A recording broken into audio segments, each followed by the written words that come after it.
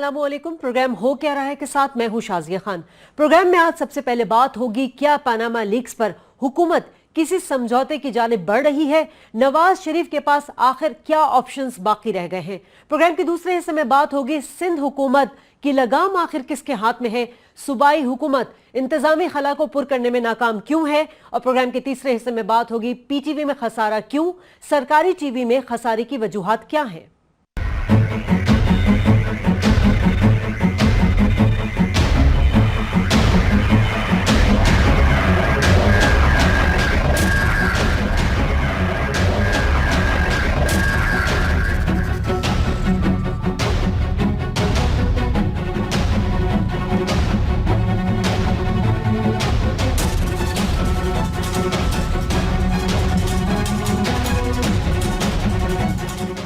नाज़रीन, Panama leaks का तहलका दुनिया भर में जारी है और अब इत्तलात ये भी आ रही है कि 9 मई को पनामा लीक्स का दूसरा बुलबुला फटने वाला है। लेकिन पाकिस्तान की अगर बात करें तो पाकिस्तान की सियासत पनामा लीक्स के बाद एक नई डगर पर चल पड़ी है। वजीर आजम साहब ने ऑपोजिशन के दबाव में आकर जुडिशल कमीशन का ऐलान तो कर दिया, लेकिन उसके TOR यानी टर्म्स ऑफ रेफरेंस पर ऑपोजिशन जो है उसने एतराज़ात लगा दिए हैं। साथ साथ हुकूमत की जानिब से ये स्टेटमेंट आज अखबार का हिस्सा बनी हुई थी कि TOR में तब्दीली कोई भी नहीं होगी। अब सूरत हाल ये है और सवाल यहाँ ये उठता है कि क्या एक तरफ अपोजिशन जमातें जो है वो मुत्तफिक हो चुकी हैं, इत्तेहाद है, 2 मई को उनका इजलास भी है, दूसरी जानिब हुकूमत मैं ना मानू की पॉलिसी अपनाए हुए है या फिर किसी समझौते की तरफ बढ़ेगी? इसी पर बात करेंगे अपने पहले सेगमेंट में। मोज़स पैनल का तारुफ करा दूं, अयाज अमीर साहब और डॉक्टर फारूक सलीम। अस्सलाम वालेकुम। डॉक्टर साहब, अब जो सिचुएशन बनती नजर आ रही है, सवाल यहाँ पर यही है कि जो एतराज़ात लगाए हैं, मुत्तफिक हो गई है अपोजिशन जमातें, तो क्या हुकूमत किसी समझौते की तरफ जा रही है? आज वफाकी काबीना का इजलास भी हुआ है। शाजिया, लगता तो ऐसे है कि नवाज शरीफ साहब जब तक एक क्लीन चिट नहीं ले लेते पनामा पेपर्स के हवाले से, तो मामला कुछ आगे बढ़ता हुआ नज़र नहीं आता। और वो क्लीन चिट मिलनी है उनको एक कमीशन से, तो कमीशन बनाना उनके लिए नहायत ज़रूरी है। अब कोशिश ये होगी, उनकी कोशिश ये होगी कि कमीशन कुछ ऐसा बनाया जाए जो उनकी बात सुन सके या उनकी हमायत में किसी किस्म का फ़ैसला कर सके। दूसरी तरफ अपोजिशन, जैसे आपने कहा कि वो सारी इकट्ठी हो गई है। यहाँ सब कुछ तो इनका इत्तफाक राय है। सुप्रीम कोर्ट का इन्होंने डिमांड किया था अपोजिशन ने। पहले आपको याद होगा कि नवाज शरीफ साहब ने एक रिटायर्ड जज को बनाने का ऐलान कर दिया था। तो सुप्रीम कोर्ट के ऊपर तो दोनों की इत्तफाक राय है कि सुप्रीम कोर्ट के चीफ जस्टिस साहब ये कमीशन की सरबराही करें। जहाँ फ़र्क आ रहा है, हुकूमत ये कह रही है कि वो 1956 का जो एक्ट है उसके तहत हम कमीशन बनाएंगे, और हिज़्ब इख्तिलाफ अपोजिशन कह रही है कि एक नया ऑर्डिनेंस लाया जाए और असेंबली से उसको पास करवाया जाए। दूसरा फ़र्क ये आ रहा है कि हुकूमत कह रही है कि सबका एहतसाब करो, वो 220 लोग जो आए हुए हैं, जो बैंक डिफ़ॉल्टर्स हैं, और ये कह रहे हैं कि आप वज़ीर आज़म से शुरू करें। तो किसी जगह इनका इत्तफाक राय है, बहुत सारी जगह पे नहीं है। किसी किस्म का कॉम्प्रोमाइज़ फार्मूला दोनों के दरमियान में आपके ख्याल में कुछ निकल सकता है? डॉक्टर साहब, कॉम्प्रोमाइज़ की यहाँ पे कोई मेरे ख्याल दूर तक कोई बात नहीं है। कॉम्प्रोमाइज़ तब भी हो सकती है कि हुकूमत अपना दिल निकाल के किसी साफ शफाफ पानी में उसे धो ले और अपनी एनके जो हैं उतार के बिल्कुल साफ देखे कि हो क्या रहा है। ये दोनों चीज़ें नहीं हो रही। जिस टर्म्स ऑफ रेफरेंस की आप बात कर रहे हैं, वो 7 जो समुंदर हैं, 7 ओशंस हैं, उससे भी ज़्यादा उनका फैलाव है। और अगर ऑपोजिशन इतनी सादा या बेवकूफ़ हो कि उन टर्म्स ऑफ रेफरेंस को मान जाए, तो फिर अगले 50, 55, 60 साल तक ये कमीशन काम करता रहेगा। सर, डार साहब कह रहे हैं कि अगर कोई माकूल किस्म की उनके हमें कोई सिफारिशात आ जाए तो हम मान जाएं। माकूल यही है कि आप हमसे कोई सवाल ना पूछें, आप जो कर्जे माफ़ कराए गए हैं पिछले 40 साल के, उनकी बात करें, आप कुछ और करें। उनकी माकूलियत की डेफिनेशन तो वो है। तो और हुकूमत ये चाहती है कि एक दफ़ा ऐसे लूली लंगड़ी कमीशन बैठ जाए, अपोजिशन जो है सब एहतजाज भूल जाए, अपने घर बैठ जाए, कौम इंतज़ार करे। वो 6 महीने में तो नहीं कुछ होगा, साल नहीं होगा, और एकदम पूरा माहौल जो है ठंडा हो जाए।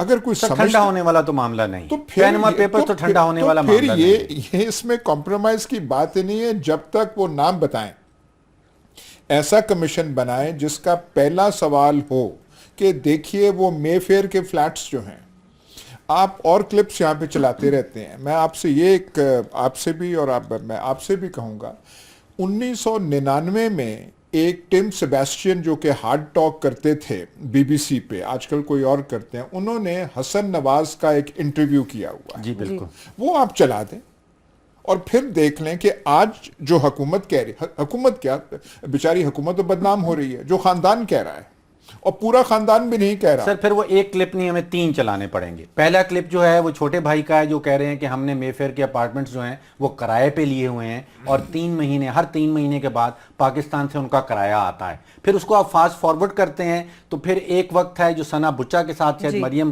نواز صاحبہ بیٹھی ہیں اور وہ کہہ رہی ہیں کہ میری اور میرے خاندان والوں کی کوئی جائیداد باہر نہیں ہے، میری تو یہاں پہ بھی نہیں ہے. پھر تیسرا کلپ بھی چلانا پڑے گا جو 2016 والا ہے، وہ ایک اور ٹیلی ویژن چینل کے ساتھ انہوں نے کہا کہ الحمدللہ آپ نے آج الحمدللہ کے اوپر بڑا مضمون بھی لکھا ہے سب ماشاءاللہ، بڑا زبردست. وہ آپ ٹم سیباسٹین سے شروع آپ کر لیں اور اس میں کوئی ڈھکی چھپی بات نہیں ہے.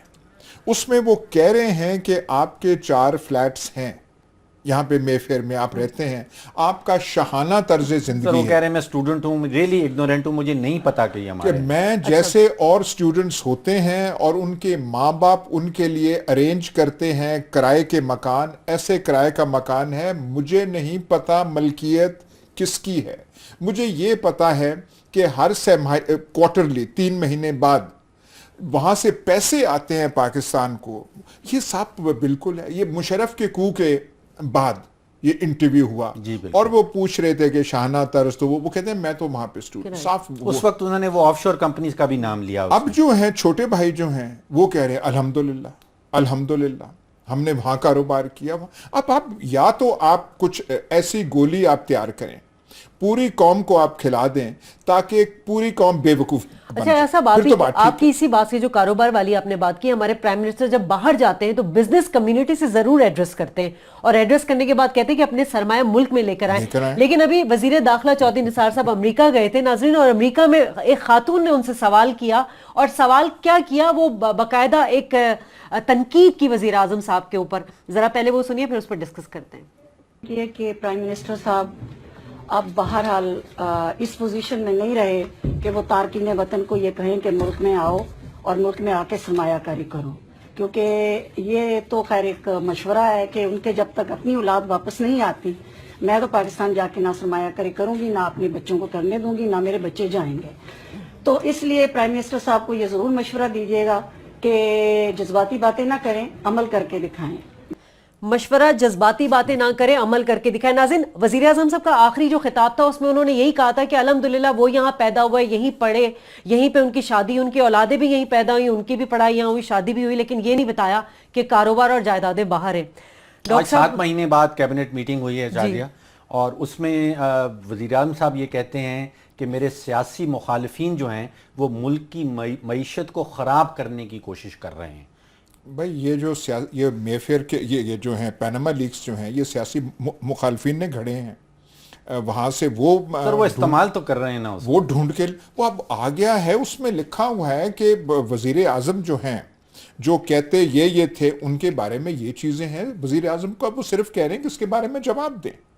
وہ جواب دے عوام پاکستان کے سامنے ہیں یا نہیں ہیں. کہتے ہیں نا ہم ڈیموکریٹک لیڈرز ہیں، تو ڈیموکریٹک لیڈرز کا کیا ہے؟ آپ پہ، آپ کی ذات پہ، آپ کے خاندان پہ، آپ کے بچوں پہ سوالات اٹھے ہیں. سر آج تک کسی پاکستانی وزیر اعظم نے اپنے آپ کو خود رضاکارانہ طور پہ پیش کیا ہے کہ آپ میرا احتساب لے لیں؟ سر ہم احتساب تو دیکھیے، احتساب تو دور کی بات ہے. وہ صرف کہہ رہی ہیں کہ یہ سوالات جو ہیں جنم لیے ہیں پیناما پیپرز سے کہ آپ کے پاس وہاں پراپرٹیز ہیں.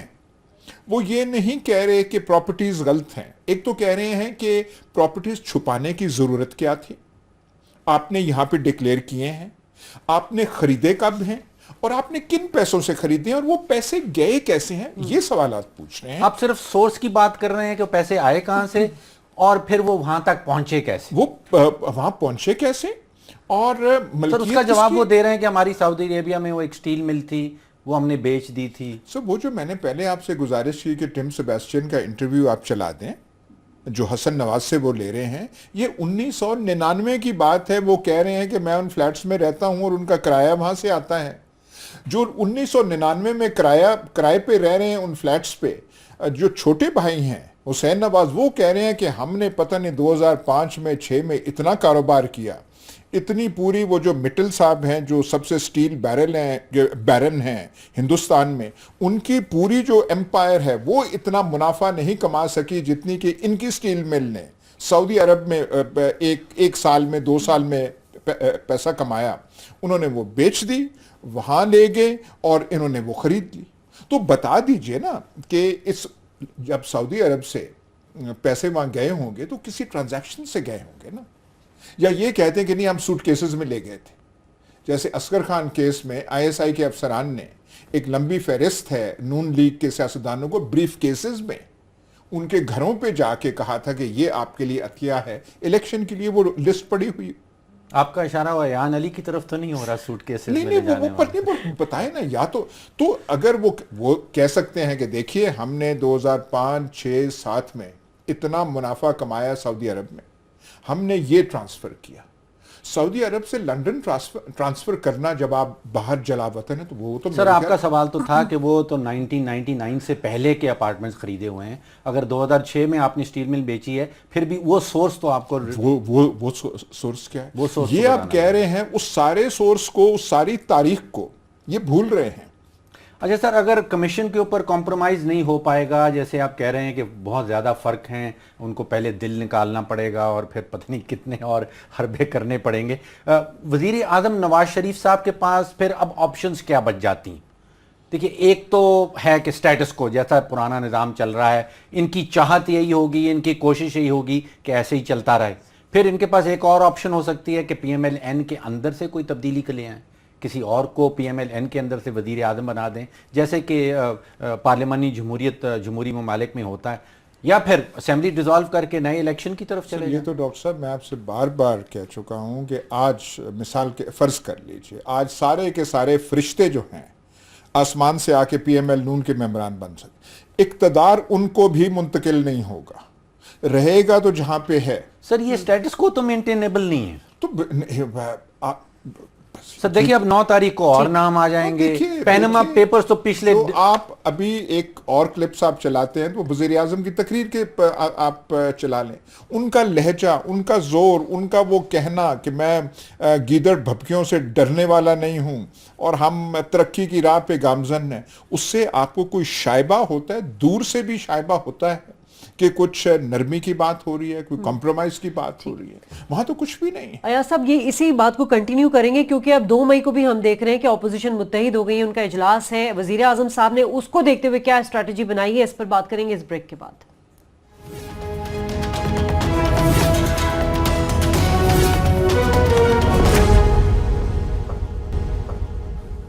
پروگرام میں آپ کو ایک بار پھر خوش آمدید کہتے ہیں. ناظرین آج وزیر اعظم کی سربراہی میں وفاقی کابینہ کا اجلاس ہوا جس میں وزیر اعظم صاحب پر مکمل اعتماد کی قرارداد بھی منظور ہوئی ہے، لیکن دوسری جانب ہم دیکھ رہے ہیں کہ پاناما لیکس پر اپوزیشن جماعتیں جو ہیں ان میں صف بندی ہو رہی ہے، اتحاد زور پکڑتی جا رہی ہے.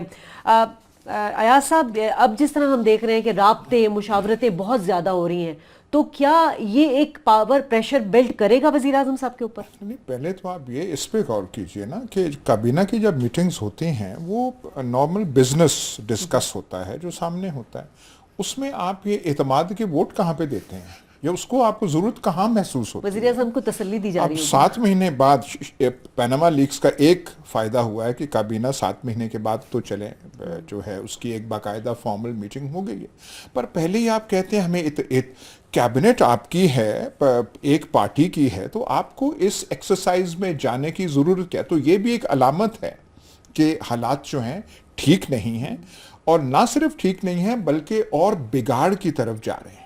اب یہاں پہ جو اپوزیشن کی آپ بات کر رہے ہیں، دیکھیے اپوزیشن کی 1 مہینہ پہلے وہ تو پی ٹی آئی اور پیپلز پارٹی اپنی بات کرنے کے روادار نہیں تھے، اب جو ہے اس سے نزدیک آ رہے ہیں.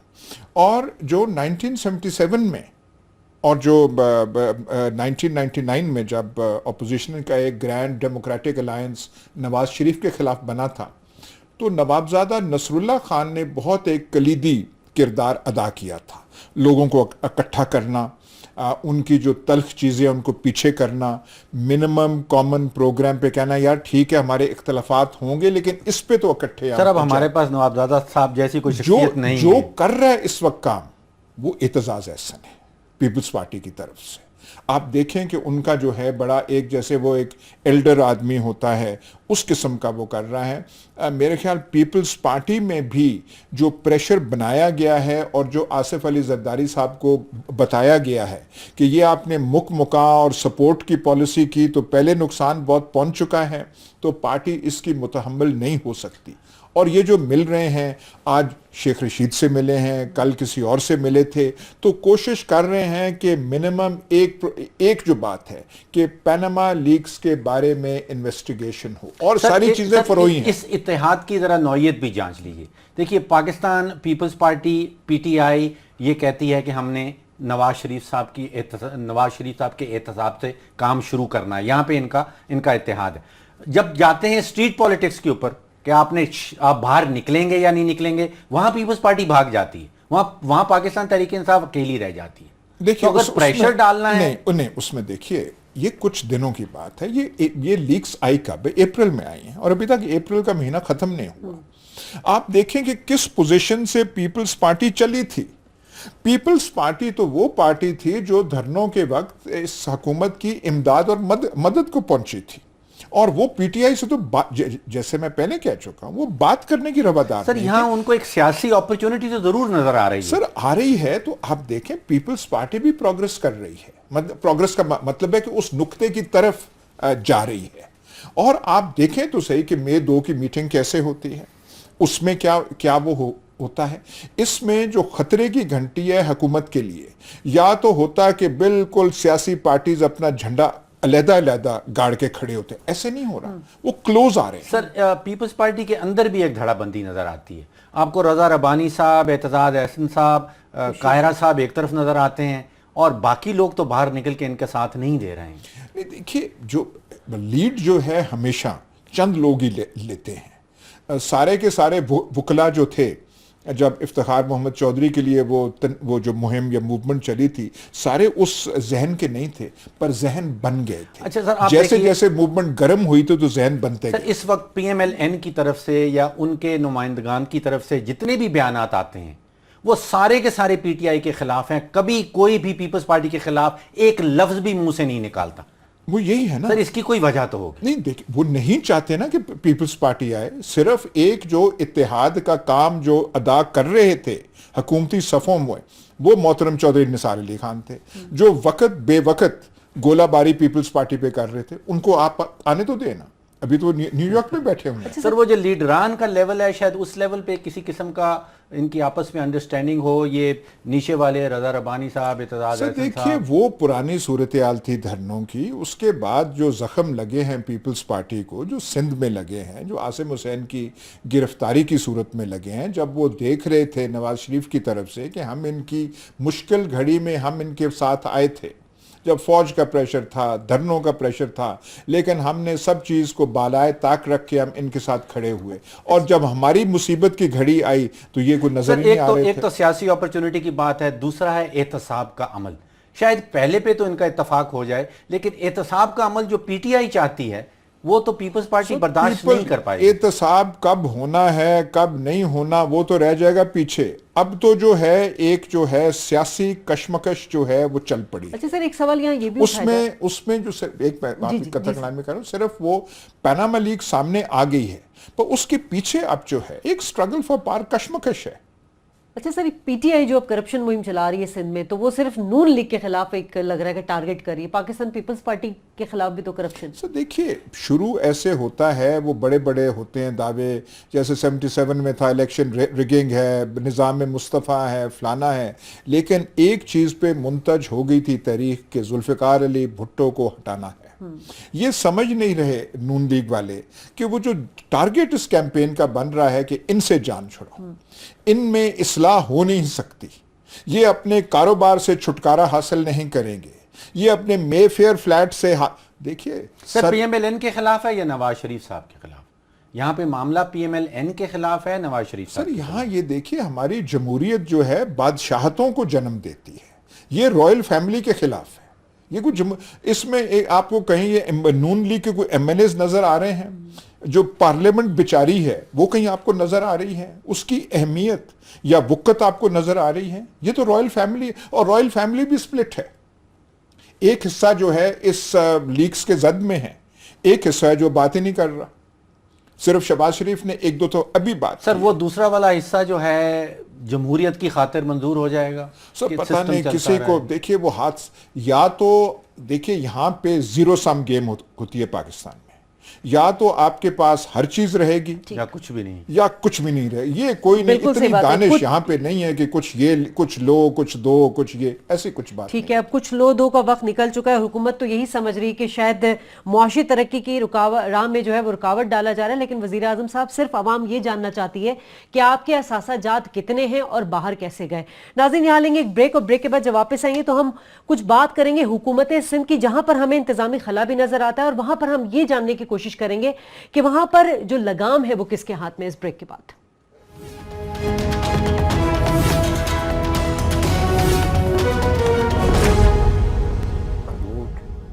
پروگرام میں آپ کو ایک بار پھر خوش آمدید کہتے ہیں. ناظرین اس وقت ملک میں جو سیاسی درجہ حرارت ہے وہ بڑھتا ہی چلا جا رہا ہے، اور اگر تھوڑا سا ہم ڈسکس کریں 1977 کے حالات کی تو ہمیں کچھ ایسی ہی صورتحال بنتی نظر آئی تھی اس وقت، جہاں معاملات سیاسی طور پر ہاتھ سے نکلتے نظر آ رہے تھے. اور اس وقت ہم بات کریں گے، ہمارے ساتھ مظہر عباس صاحب بھی موجود ہیں، سینئر صحافی ہیں. مظہر صاحب بہت شکریہ آپ نے ہمیں جوائن کیا. ڈاکٹر صاحب تھوڑا سا ہم بات کر لیتے ہیں کہ یہ مظہر صاحب نے ایک آرٹیکل بھی بڑا اچھا اس پہ وہ بھی لکھا ہے، 1977 کا ذکر کر رہے ہیں، آپ بھی کر رہے ہیں، کل اور ہم نے ایاز صاحب گزشتہ روز بھی 1977 کا ذکر کیا تھا. تو ڈاکٹر صاحب مظہر صاحب سے بھی ہم جاننا چاہیں گے، لیکن جو ہمیں اوور آل سچویشن نظر آتی ہے وہ ہمیں بیڈ گورننس کی نظر آتی ہے پورے ملک میں اس وقت خاص طور پہ سندھ میں تو سر سندھ کی تو بات ہے، لیکن معاملہ شروع شاید ہوا تھا شازیہ آرٹیکل 147 جب انووک کیا گیا. جہاں تک میں سمجھتا ہوں وہ تو تھا کہ ان ایڈ آف سول پاور، یعنی کہ سول پاور اوپر رہے گی، اس کی مدد کرنے کے لیے جو رینجرز ہیں اور باقی فوجی طاقتیں جائیں گی. لیکن سندھ میں جو نظر آ رہا ہے اس کو آپ انتظامی خلا کہہ لیجئے. سندھ کی حکومت جو چیزیں پوری نہیں کر سکی اس کی وجہ سے خلا پیدا ہو گیا، اور اس خلا میں آرٹیکل 147 اور پھر رینجرز جو ہے اس خلا کو پر کرنے نکل گئے. اس وقت حالات ایسے لگتے ہیں جیسے مدر صاحب نے بھی لکھا ہے کہ جو لگام ہے حکمرانی کی وہ سندھ الیکٹڈ پارلیمنٹ یا چیف منسٹر صاحب کے پاس نہیں. ٹھیک ہے، مظہر صاحب ہمارے ساتھ موجود ہیں. مظہر صاحب یہ فرمائیے گا کہ جو ابھی ہم کراچی میں صورتحال دیکھ رہے ہیں، جس طرح آپریشن چل رہا ہے، تو یہ ہمارے حکمرانوں کی ناکامی ہے جس کی وجہ سے جو ہے انتظامی معاملات جو ہے اب ہمیں دوسرے ہاتھوں میں نظر آ رہے ہیں؟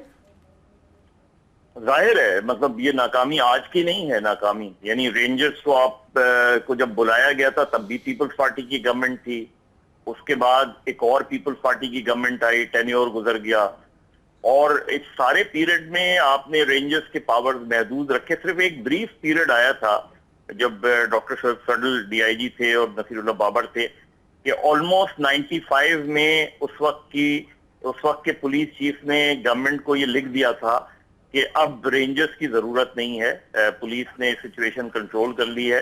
لیکن پھر اس کے بعد ظاہر ہے پیپلز پارٹی کی گورنمنٹ ہی ختم ہو گئی. تو وہ ایک بریف پیریڈ تھا. لیکن ایک تو یہ کہ آپ نے اس پورے دوران اس تقریباً 15 سال کے دوران آپ نے پولیس کی ڈیولپمنٹ کے لیے کوئی کام نہیں کیا. نہ پولیس کو ڈیولپ کروایا، نہ ٹرین کروایا، بلکہ اور زیادہ پولیٹیسائز کر دیا. یعنی اس وقت جو پولیس کی انٹرنل انکوائریز چل رہی ہیں اس میں، اور رینجرز کے ذرائع بھی یہ کہتے ہیں کہ تقریباً 1600 پولیس آفیسرز ایسے ہیں کہ جن کی پولیٹیکل ایفیلیشنز، جن کے کرمنل ریکارڈ کی تحقیقات ہو رہی ہے. ان میں سے ایک ایسا نام بھی آیا ہے معاف کیجیے گا، کہ جس کی ہیڈ منی ہے اور اس کو اس کے بعد پولیس میں جاب مل گئی. تو اس طرح کی سچویشنز رہی ہیں. مظہر صاحب یہ فرمائی، میں نے آپ کا آرٹیکل بڑے غور سے پڑھا ہے، سائلنٹ کو ان سندھ، اور میں وہ کو جب ڈکشنری میں دیکھ رہا تھا تو اس کا ترجمہ اردو میں آتا ہے بغاوت، یعنی کہ خاموش بغاوت. اس کو ذرا ایکسپلین کر دیجئے گا. سر دیکھیں، اس میں اگر آپ کانسٹیٹیوشنلی دیکھیں تو chief minister is the head of the province. آپ وہ دیکھیں تو chief minister is the captain of the operation. لیکن اگر آپ ایونٹس دیکھیں جو انفولڈ ہوئے ہیں، ان ایونٹس میں چیف منسٹر کی کنسرن شروع میں تو لی جاتی تھی، لیکن اس کے بعد ان کی کنسرن بھی نہیں لی جاتی. اور یہ بھی میں ڈاکٹر عاصم سے پچھلے دنوں ملا تھا اور ڈاکٹر عاصم سے میں نے یہ پوچھا تھا کہ کیا آپ کی گرفتاری میں جو ہے وہ یہ کون سے عوامل تھے, تو انہوں نے جہاں بہت سے عوامل کا ذکر کیا انہوں نے وہاں یہ کہا کہ اپنے ہی کچھ دوست بھی تھے, اور بھی بہت سی باتیں ہوئیں جس کو میں کبھی لکھوں گا. لیکن اصل چیز یہ ہے کہ ڈاکٹر عاصم کے کیس میں chief minister was not taken into confidence, ان کی کنسرن نہیں تھی, جس پہ انہوں نے پروٹیسٹ بھی کیا تھا. اس کے بعد ان کا دوسرا آن ریکارڈ پروٹیسٹ تھا کہ جب رینجرز نے ڈسکلوجر کیے 230 ملین جو ہے ایئرلی جمع کیے جاتے ہیں, اور پھر اس میں بلاول ہاؤس کا ذکر بھی آیا, اس پہ بھی احتجاج ہوا کہ جی, اس کے بعد میں جب میں نے رینجرز والوں سے پوچھا تو انہوں نے کہا جی یہ فیصلہ ہم نے یہ پریزنٹیشن جو ہے ایپیکس کمیٹی میں دی تھی اور یہ طے ہوا تھا کہ گورنمنٹ ایکشن لے گی, لیکن گورنمنٹ نے ایکشن نہیں لیا. لیکن سوال یہ ہوتا ہے کہ اگر گورنمنٹ نے ایکشن لیا تو کیا رینجرز کو پبلکلی یہ بیان دینا چاہیے تھا, نہیں دینا چاہیے تھا؟ پھر کور کمانڈر کی ایک اسپیچ جو بہت کانٹروورشل بنی, کہ جو تقریباً یہ کہا گیا کہ سندھ گورنمنٹ کے خلاف چارج شیٹ ہے. پھر سندھ بلڈنگ کنٹرول اتھارٹی پہ چھاپا مرتا ہے, اس میں بھی چیف منسٹر کی کنسرن شامل نہیں ہوتی. تو یہ سارے اگر ایونٹس آپ انفولڈ کرتے جائیں, پھر فائنلی جو چیز ہوئی کہ جو 2 منسٹرز تھے سندھ گورنمنٹ کے, شرجیل میمن اور مظفر ٹپی, وہ واپس آنا چاہتے تھے, لیکن گورنمنٹ نے ان کو میسج دیا کہ جی آپ کی سیفٹی کی اور اس کی ہم گارنٹی نہیں دے سکتے. تو دے فائنلی ڈیسائیڈڈ ٹو کہ وہ ان کو ڈی نوٹیفائی کر دیا جائے. اور تو یہ پہلی مرتبہ ہے کہ پیپلز پارٹی کے لوگ گرفتار ہو رہے ہیں اور پیپلز پارٹی کی گورنمنٹ ان کو سیف نہیں کر پا رہی. جی مظہر صاحب, یہی آپ نے لکھا ہے کہ جو لوگ پیپلز پارٹی کے جیل میں ہیں ان کی بھی مدد نہیں کر پا رہی, جو پیپلز پارٹی کے لوگ جو ہیں جو ملک سے باہر چلے گئے ہیں ان کی بھی مدد نہیں کر پا رہی, اور فیوچر میں کیا ایکشن ہونے والا ہے وہ شاید چیف منسٹر صاحب سے اجازت لی جائے گی یا نہیں لی جائے گی. تو سندھ کی حکومت اس وقت کون چلا رہا ہے؟ سر دیکھیے, ایک تو اور بھی آپ کو انفارمیشن دے دوں کہ اس چیز کے بھی بڑے امکانات ہیں کہ چیف منسٹر بھی تبدیل ہو جائے, کیونکہ ٹریڈیشنلی پیپلز پارٹی میں جو سندھ کا صدر ہوتا ہے سندھ کا, وہی چیف منسٹر بھی ہوتا ہے.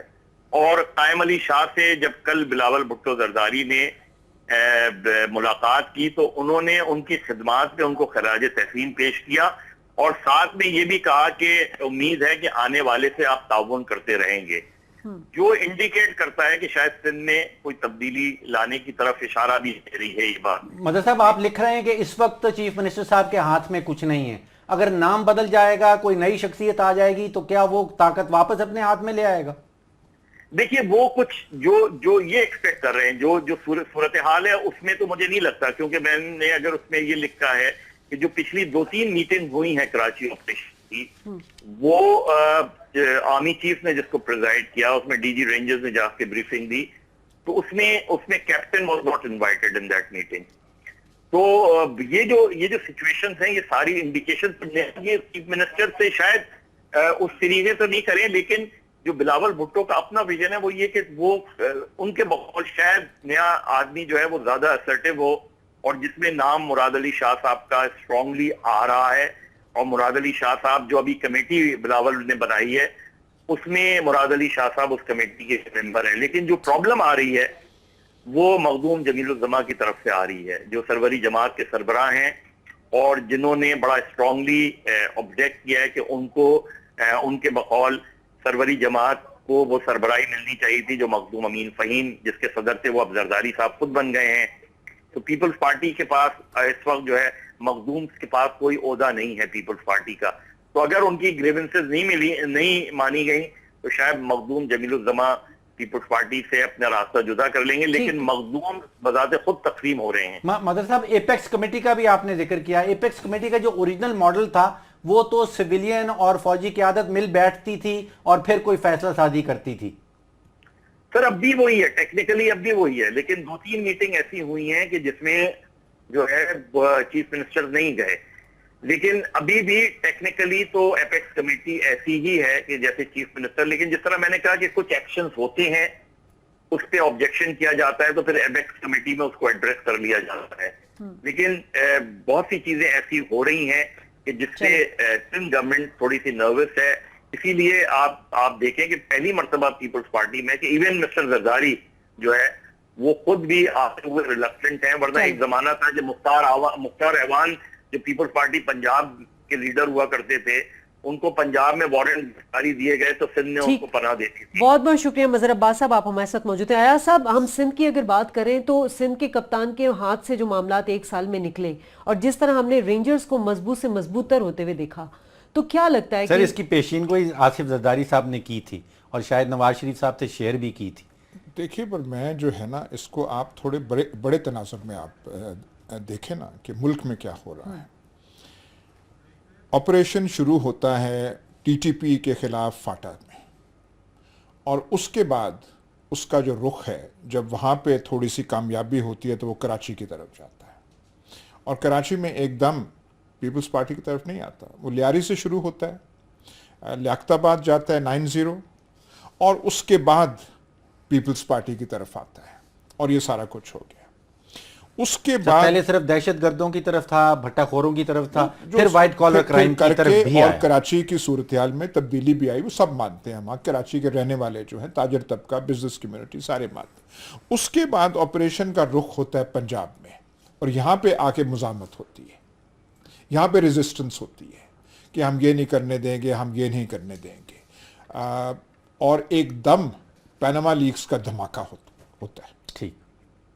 تو پیناما لیکس کو جہاں پہ فاٹا میں یہ کچھ ہوا ہے, سندھ میں ہوا ہے, وہ صرف یہ سوچ یہ ہے کہ ہاں دہشت گردی بھی پرابلم ہے, لیکن خراب حکمرانی بھی پرابلم ہے, کرپشن بھی پرابلم ہے. یہ تینوں چیزیں پرابلم ہیں, اور ان کا ناطہ جو ہے جس کا آپ اکثر ذکر بھی کرتے ہیں کہ وہ اس کا ناطہ کرپشن سے ہے, مس گورننس سے ہے, تو یہ کہ ہم نے یہ صاف کرنا ہے. اب وہ رخ جو ہے پنجاب میں ہوا ہے, اور پانی پت کی جنگ اب جو ہے پنجاب میں جاری ہے. اور کیونکہ پانی پت جو پنجاب کی حکومت ہے وہ ملک کی بھی حکومت ہے, اس لیے اس کے بادل کے جو اثرات ہیں پورے ملک پہ جا رہے ہیں. پھر تو آصف زرداری صاحب صحیح کہتے تھے, جو کیپٹن ہے وہ کیپٹن نہیں رہتا. تو چیف منسٹر صاحب جو پنجاب کے ہیں وہ, لیکن پیپلز پارٹی کے سامنے آپشن کیا ہے, اس پہ ہمیں اور پروگرام کرنا چاہیے, اور شاید پیپلز پارٹی کی سوچ بھی جو ہے اس میں بھی تبدیلی آئے. بالکل. اور اب یہ بھی دیکھیں گے کہ اگر نئے سی ایم صاحب آتے ہیں سندھ میں تو پھر سیٹ اپ کیا تبدیل ہوتا ہے. ناظرین, یہاں لیں گے ایک بریک, اور بریک کے بعد واپس آئیں گے تو ہم بات کریں گے پی ٹی وی کے اوپر کہ وہ خسارے میں کیوں جا رہا ہے. ہمارے ساتھ رہیے گا.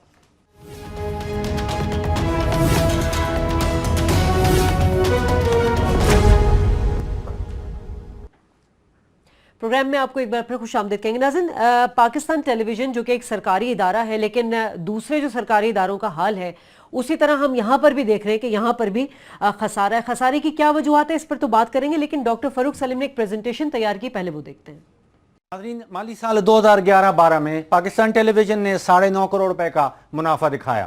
2012-13 میں یہ منافع کم ہو کے 8 کروڑ 90 لاکھ ہو گیا, لیکن مالی سال 2013-14 میں 73 کروڑ روپے کا نقصان, اور مالی سال 2014-15 میں 40 کروڑ روپے کا نقصان. اگر اخراجات پہ ایک نظر ڈالی جائے تو ٹوٹل بجٹ کا 70% حصہ 5000 ملازمین پہ خرچ ہوتا ہے, اور صرف 30% بچتا ہے جو پروگرامنگ کے لیے خرچ کیا جاتا ہے. پاکستان ٹیلی ویژن کی سالانہ آمدنی لگ بھگ 4 ارب روپے, لائسنس فی جو بجلی کے صارفین سے حاصل کی جاتی ہے 5 ارب روپے, اگر جمع کر لیا جائے تو 9 ارب, لیکن اخراجات لگ بھگ 10 ارب.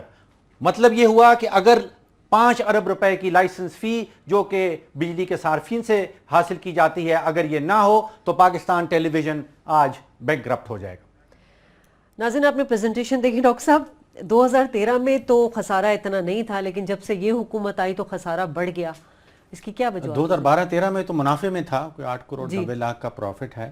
یہ وجہ جاننے کے لیے ہم نے کوشش کی تھی کہ ہمیں ایم ڈی صاحب جو اس پیریڈ کے دوران تھے وہ مل جائیں. عبد المالک صاحب, مجھے تو وجہ پتہ نہیں ہے کہ اس کے پیچھے کیا وجہ ہے, اتنا بڑا خسارہ اچانک کیوں آ گیا. لیکن اس میں ایک اور چیز ایاز صاحب یہ نکلتی ہے کہ جب عمران خان صاحب کہتے ہیں کہ مجھے تقریر کرنے کی اجازت دی جائے, تو اصل میں تو 5 ارب روپیہ تو ٹیکس پیئرز کا لگ رہا ہے اس ادارے کے اندر. تو ٹیکس پیئرز کے بھی کچھ حقوق ہونے چاہیے اس ادارے کے اوپر. اگر 5 ارب وہ والا آپ مائنس کر دیں تو پھر یہ ادارہ تو چلنے کے قابل ہی نہیں بچتا ہے. 5 ارب جو بجلی کے بلوں میں جو بجلی کے بلوں میں آتا ہے, اور اب کہا جا آپ کے ہر بل میں آپ دیکھیں شاید 35 روپے کی 40 روپے اماؤنٹ اب وہ بڑھانا چاہ رہے ہیں. اب وہ کہہ رہے ہیں کیونکہ خسارہ آ رہا ہے ہم اس کو بڑھانا چاہ رہے ہیں. تو یہ پیسے تو ٹیکس پیئرز دے رہا ہے یا بجلی کے صارفین جو ہیں وہ پے کر رہے ہیں. تو وہاں پہ اجازت نہیں دی جاتی, وہاں پہ صرف وزیر اعظم صاحب جو ہے وہ استعمال کر سکتے ہیں اس.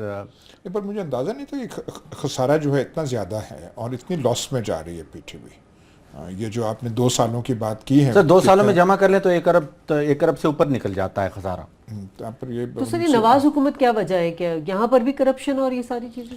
نہیں, ہمیں مالک صاحب سے ہمارے اچھا میں اناؤنس بھی کر دوں اس بات کو کہ ہم کوشش کر رہے تھے ان سے رابطہ کرنے کی, پوچھتے ہم کہ عبد المالک صاحب سے, لیکن انہوں نے کمٹ بھی کیا تھا کہ وہ بات کریں گے, لیکن بہرحال وہ فون نہیں اٹھا رہے. تو یار صاحب یہی جیسے ڈاکٹر صاحب بات کریں, ڈاکٹر صاحب دیکھیے ایک تو اسکرین کے اوپر پیسے ہونے چاہیے, الگ خرچہ کرنا چاہیے. جو ٹیلی ویژن ہے اب یہاں پہ کہا جا رہا ہے کہ عسکری بینک سے ایک بہت بڑا کوئی 1-2 ارب ڈالر کی لائن آف کریڈٹ سیٹ کی گئی ہے پاکستان ٹیلی ویژن نے لی ہے. ارب ڈالر یا روپے؟ سوری ارب روپے, 1 or 2 بلین روپیز کے انہوں نے لائن سیٹ کی ہے, اور اس کے ضرور کوئی سیکیورٹی بھی رکھوائی ہوگی, کوئی پراپرٹی مارگیج ہوئی ہوگی. تو وہی جاننا چاہ رہے تھے کہ ضرورت کیوں پڑ رہی ہے, آپ بینکوں کے پاس جا کے لونز کیوں لے رہے ہیں جبکہ آپ اسکرین کے اوپر تو خرچہ کر نہیں پاتے. 5000 ملازمین ہیں, ٹوٹل کا بجٹ جو ہے وہ تقریباً سارا ہی 70% آپ ملازمین کے اوپر خرچ کر رہے ہیں, حالانکہ اسکرین کے اوپر آپ کے اوپر خرچہ ہونے.